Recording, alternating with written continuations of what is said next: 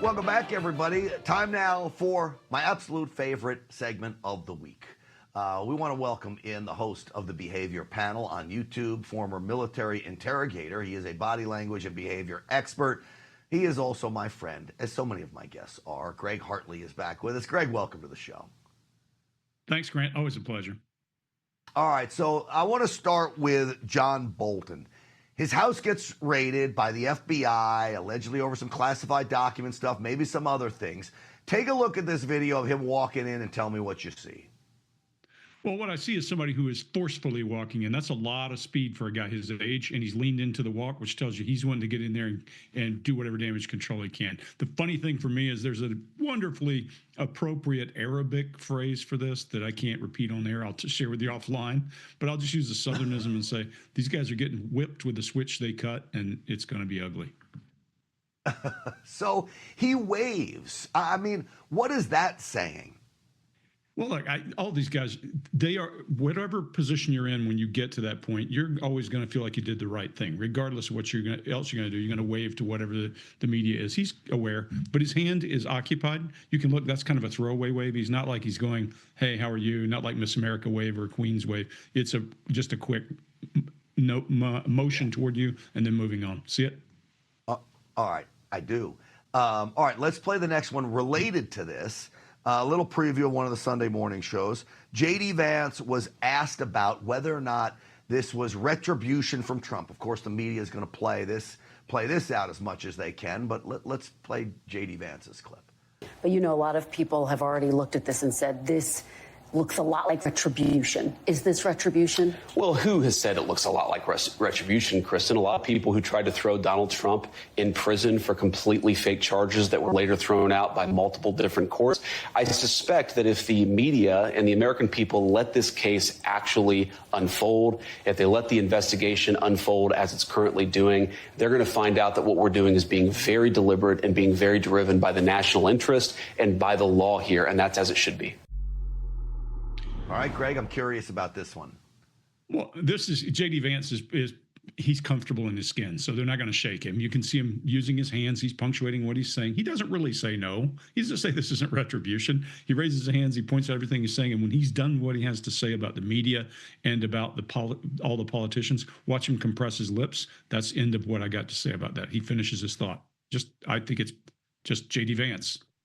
Is there anything to him punctuating at the end with his chin and his head? I noticed at the end he hits it with the chin forward. Yeah, and if you watch, he also lip compresses. That's a completion. That's an emphatic. You see that lip compression? Harder to see with facial hair, but you can see it still. All right, interesting. All right, let's go to the next one. And this is what I love. You and me love to we'll fly with anything, right? Even if it's happening live on TV. You were watching the first segment, and I'm grateful for you watching the program. Thank you. The CEO of Cracker Barrel, all right, this is Go Woke, Go Broke story we just did. This is her responding to all of the negativity about the rebrand of Cracker Barrel. Honestly, the feedback's been overwhelmingly positive that people like what we're doing. I'll give you another soundbite.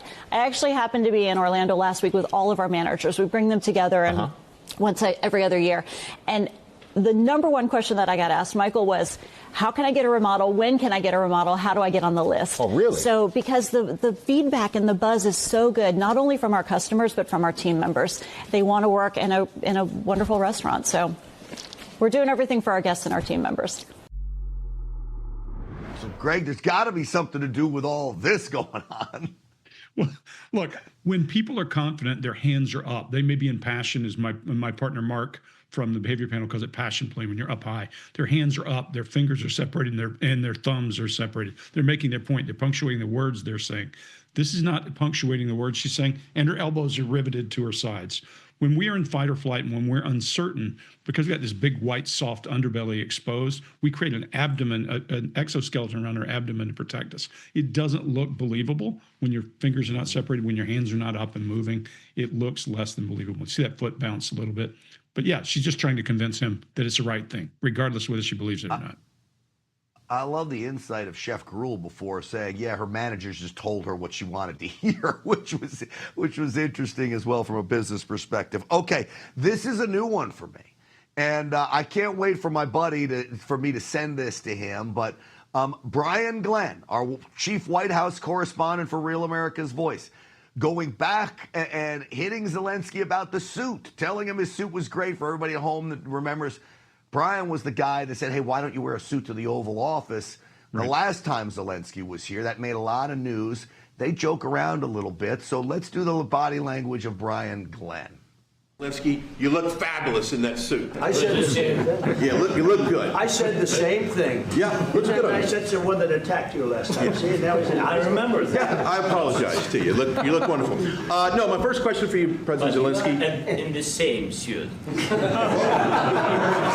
see, I changed. You are not. Greg? I love your guy going at him with his hand pointing and passionate and talking to him. But one of the best things we see in this entire interview is watching Trump bond with Zelensky. We talk about Maslow's hierarchy, where a person needs to belong and then they can develop esteem. And this is one of the very few genuine smiles we see out of Zelensky during this entire interview. But watch Trump lean over and go, he's the guy who attacked you, even though he did too. But if he reaches over and touches him and makes a connection, that connection, it shows you that no matter who you are, no matter how wealthy, no matter how powerful, there's still that connection piece that's important before you can develop esteem. You know, Brian had said earlier in the week that he believes this moment helped break the ice a little bit in the Oval Office. It was very tense, and it loosened up after all of this. So, you know, you're backing him up on that, I guess. Oh, yeah, I agree. Right. You can see it. You can see genuine smile. Yep. All right. Let me go to President Trump. You think this is an important one. He's asked about security guarantees. Let's roll that. About security guarantees. Could that involve U.S. troops? Would you roll that out in the future? We'll let you know that maybe later today. We're meeting with 7 great leaders of great countries also, and we'll be talking about that. They'll all be involved, but there'll be a lot of help. When it comes to security, there's going to be a lot of help. It's going to be good. They are first line of defense because they're there. They're Europe. All right, Greg, after President Trump said absolutely no American boots on the ground, but what do you think about what he's saying there? Is he saying that with his body language? No, he's not saying that with his body language. As a matter of fact, it's an emotional issue. Remember, we talk about eye accessing cues. When a person's feeling emotional, when you think about a funeral you've gone to, you'll watch your eyes drift down to your right. When he's asked that hard question, look at his eyes drift down into the right. And then, as importantly, when he starts to talk about the 7 great nations who will be there to support it, and he says they will take lead because they are closest, watch that single shoulder rise. That indicates uncertainty, typically.